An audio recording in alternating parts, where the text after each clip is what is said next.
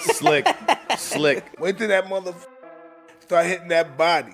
Yeah. Alvarez hit that motherfucker body. Look how slick. Mike, look how slick he is. Oh, he's gonna get. In August of 2024 against Israel Madrimov to make him a 4-division champion. That's it. That's all. He hasn't fought since then. With Crawford, I think gaining too much weight and too much muscle might affect them. If they're thinking of surviving and being able to take a punch and being able to go rounds. Mike Tyson threatens Terence Crawford after joining Canelo Alvarez at the news conference, claiming that Crawford is far too little to compete with Canelo. Tyson argues that Crawford has no realistic chance of defeating the Mexican champion and that the matchup is unappealing to spectators. His comments sharpened the pre-fight discussion, prompting debate over whether the fight should take place at that Terence Crawford is simply too small and doesn't have a chance to beat Canelo Alvarez. I am Mike Tyson. He says that this is a fight that nobody calls for. It's just simply too much of a size difference. Shannon Briggs is the believer in styles make fights, skill set, and the skill set of Canelo Alvarez versus the skill set of Terence Crawford favors the skill set of Terence Crawford, not only just to win, but to possibly stop Canelo Alvarez for the first time in his career. Now, Canelo Alvarez is a first ballot Hall of Famer. Terence Crawford is a first ballot Hall of Famer. Terence Crawford is 4-division champion, undefeated, 2-division undisputed champion. Canelo Alvarez is a 4-division champion, 2-time undisputed super middleweight champion, and reigning undisputed super middleweight world champion with a record of 63 wins, 2 losses, 2 draws, 39 wins by way of knockout. Gabe Rosado, a recognized boxing veteran, expressed his thoughts on the probable fight between Terence Crawford and Canelo Alvarez. According to Rosado, Crawford lacks the power to severely damage Canelo. He praised Crawford's technical abilities, movement, and precision, but warned that against a fighter as powerful and physically imposing as Canelo, those qualities might not be enough. Rosado pointed out that Canelo has fought and absorbed punches from some of boxing's most powerful hitters without breaking, casting doubt on Crawford's ability to inflict significant harm. Rosado believes that one of the most difficult issues Crawford will have in this duel is a lack of physical strength and durability. So I don't see how Crawford could hurt Canelo, because Canelo's been in there with Kovalev. He's been in there with Bivol. You know what I'm saying? He's been in there with big punchers. You know what I'm saying? So it's like, how can a guy that's really a 47-pounder, even though he's up in weight, I don't see how he can hurt Canelo. You know what I'm saying? It just feels completely, because your body is different to absorbing a bigger blow. So, you know what I'm saying? But it's like, when I spar the guys in the lower weight classes and they hit me, bro, it's like, no disrespect, but it just feels like you get hit with a pillow. It's just different. It could be a murderous puncher at 147. But if I'm walking around 185 and I'm a solid guy and I'm used to fighting guys, you know, with a different kind of power, and I spar a guy that's a welterweight, it feels like a pillow. Showbiz, the adult boxing analyst, expressed his thoughts on the subject in a straightforward manner. He doesn't think Terence Crawford can defeat Canelo Alvarez. His argument is based on a combination of size, strength, and stylistic mismatches. According to Showbiz, Canelo's experience fighting elite opponents in several weight classes has given him a skill set that is especially suited to neutralizing fighters like Crawford. While appreciating Crawford's adaptability and boxing IQ, Showbiz maintained that these attributes alone would not be sufficient to match Canelo's power and ring management. In his opinion, the fight heavily favors Canelo, and Crawford would have to do something spectacular to upset the outcome. Spaceman Films. What up, Biz? Who you got? Canelo Crawford? Yeah. Got Canelo. Yeah. I heard the punches that he hit Charlo with. I don't know if Crawford can absorb those punches. I know he's a great man and a great warrior.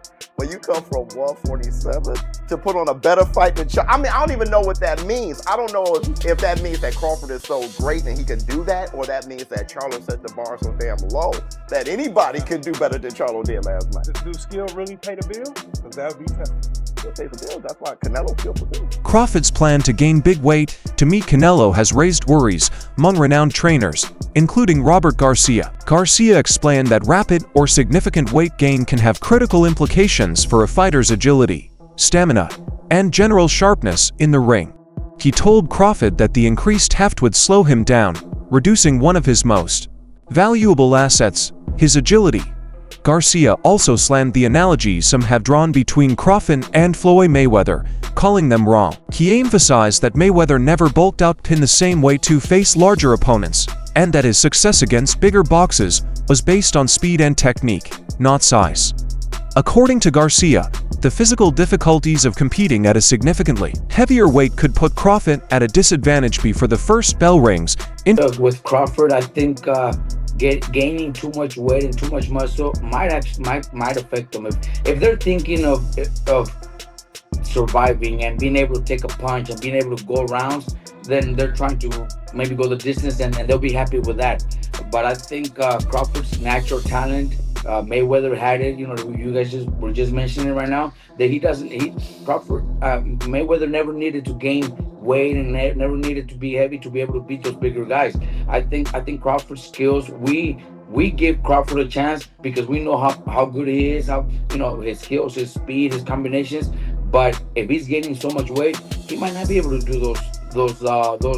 He might not be able to have those same skills when it comes to his speed, his footwork, because of the weight. So we'll see. You know, I just hope he's not just training and getting big to survive and go the distance, because maybe that's a win for him. Maybe he's thinking, if I go the distance with him, that's a big win for me. So, you know, I just hope not. I expect Crawford to actually pull up some runs and maybe even pull up the fight.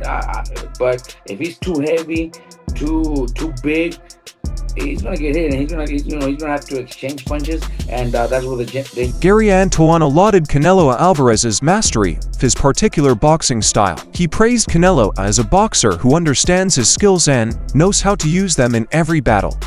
According to Antuono, Crawford cannot simply take away what Canelo has spent years mastering. Canelo's skill set, which includes defensive head movement, well-timed counter punches, and body shots, has been honed through elite competition. Antuono regarded Crawford as a flexible and savvy boxer, but stressed Canelo's ability to impose his style makes him an especially difficult opponent. He also stated that once a fighter achieves the kind of confidence and efficiency that Canelo demonstrates, opponents find it exceedingly tough to disturb that rhythm. Canelo, he has mastered his style.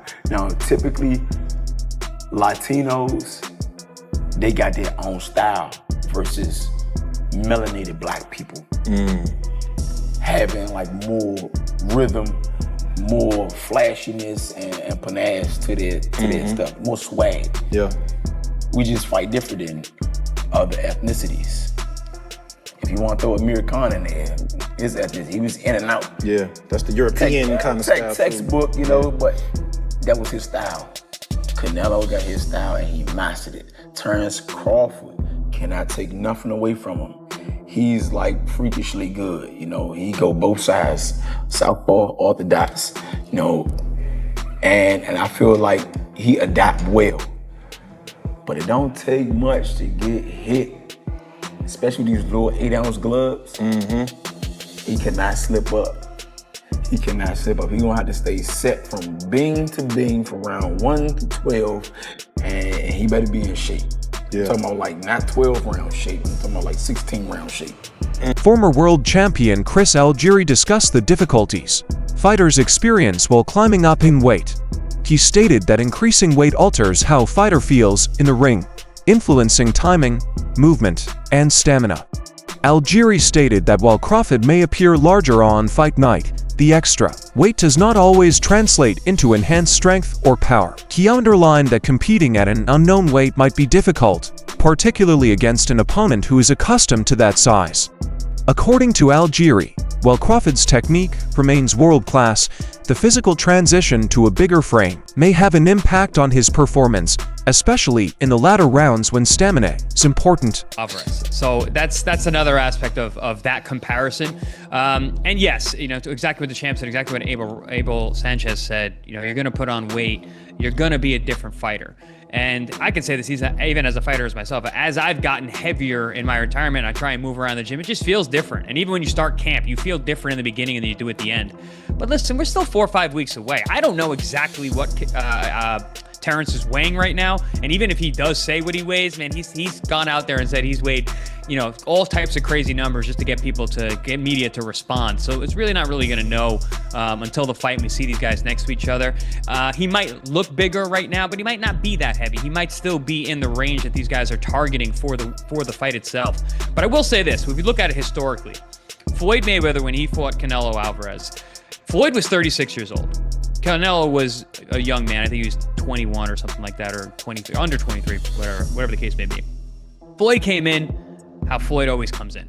He didn't try to put on weight for that fight. I think he came in 150 pounds, like he always did in his big fights, and even at 36 years old. And it was his speed, it was his technical proficiency, it was his skill, and his jab, which is what gave Canelo fits all night long, and eventually why he lost 11 rounds to 1. So I don't know that Crawford really needs to be packing on this muscle. And I have actually argued in my own head. I'm like, yeah, but he's older. He's not Floyd. Floyd was 36 when A boxing analyst believes Canelo Alvarez will not lose versus Terrence Crawford. The reasoning was obvious. Crawford cannot harm Canelo, and without the ability to gain his respect through strength, the fight becomes a losing war. Given their physical differences, the analyst believes Crawford will struggle to endure Canelo's big punches throughout the duration of 12 rounds. Crawford may struggle to create a prolonged offensive with Canelo's established chin, strength, and range management. While acknowledging Crawford's accomplishments, the analysts believe that Canelo's physicality and resilience would be decisive. The undefeated phenom. He said that he sparred Canelo Alvarez. And he hit Canelo Alvarez with his best shot. His best shot. This is a power puncher. Yeah, he's smaller than Canelo Alvarez, but let me further explain. Canelo Alvarez didn't feel nothing. Nothing. And some of y'all gonna be like, but yo, that's Virgil Ortiz, he's smaller. Canelo Alvarez didn't feel nothing with Triple G. Canelo Alvarez didn't feel nothing versus Kovalev. Kovalev killed the man in the ring. Canelo Alvarez didn't feel nothing with Danny Jacobs. Canelo Alvarez wasn't even demoralized by Dimitri before. He just got outboxed. He didn't hurt Canelo Alvarez. Canelo Alvarez, you see how we say Iron Mike Tyson? Well, Canelo Alvarez has an iron chin. Terrence Crawford. And also, put it this way, after the fight with Jamel Charlo and Canelo Alvarez, and I spoke to Jamel Charlo. Jamel Charlo basically said that, yo, Canelo Alvarez couldn't feel my punches. I hit Canelo Alvarez with 2 left hook and he didn't even feel nothing. Jamel Charlo was Iron Man Jamel Charlo. The 154-pound undisputed. You know what I'm saying? Yeah, he's not active right now, but we all know he was an undisputed, a knockout artist that got all his belt by knocking out every opponent to become undisputed, ladies and gentlemen. Canelo Alvarez has gotten hit with the most devastating punches in his generation, 175 and 116. Fought the likes of Kirkland that was known for power. Willie D., a former boxer and broadcaster, provided a detailed analysis of the matchup. He noted that Canelo Alvarez is younger than Terrence Crawford, which might be significant in boxing. In addition to age, Willie D emphasized Canelo's height advantage, which may help him to control the distance and speed of the bout. He emphasized that age and size are more than just numbers. They have an impact on reflexes, recovery time, and ability to withstand damage. Willie D's assessment indicated that Crawford would face numerous layers of disadvantage before even considering competence, making this a hard undertaking. It's 34. Bud is 37. So you give that edge to Canelo, because in boxing, youth is a commodity. Height. Canelo is 5 feet 7.5 inches tall. Terrence Crawford is 5 feet 8 inches tall. So you give the slight edge to Terrence Crawford right there. The reach. Canelo is 70.5 inches tall. Terrence Crawford is 74 inches tall, which gives him an almost 4-inch reach advantage. Their weight, Canelo is a middleweight and Bud is a lightweight middleweight. Records.